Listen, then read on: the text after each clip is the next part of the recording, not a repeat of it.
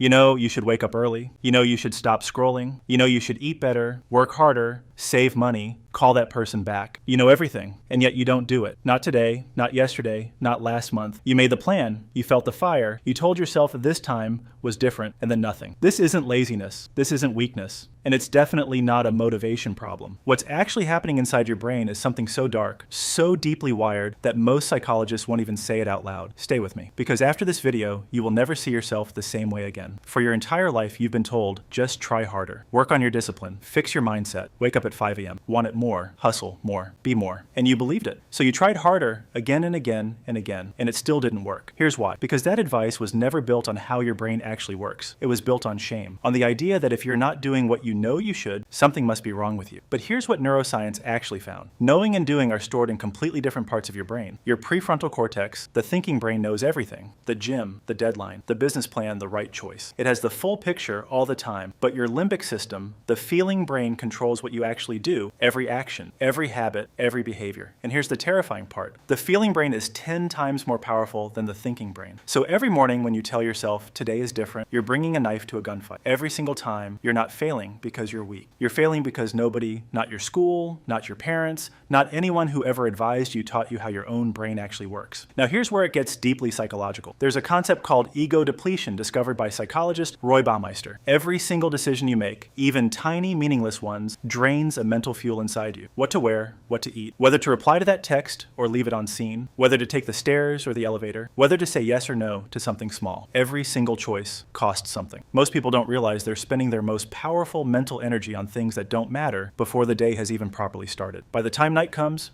your brain has almost zero fuel left. So it does something evil, it makes the hard thing feel impossible, and the easy thing feel necessary. That's why you scroll at midnight instead of sleeping. That's why you eat junk when you're stressed. That's why you had every intention of being productive and somehow ended up doing absolutely nothing. That's why the person everyone calls undisciplined is actually just completely running on empty. But there's something even deeper, something most people will go their entire life without ever discovering. It's called psychological safety avoidance. Your brain doesn't avoid hard tasks because they're hard. It avoids them because completing them would destroy the identity you've quietly, unconsciously built around failing. Read that again. If you finish the task, you can no longer call yourself someone who tries but fails. You become someone who succeeds, someone with no more excuses, someone the world now expects more from, someone you don't fully recognize yet. And your brain is absolutely terrified of that because the brain doesn't fear failure, it fears the unknown. And a successful version of you is the most unknown thing there is. Psychologist Carl Jung called this the shadow self, the part of you that secretly believes underneath all the confidence, underneath all the plans,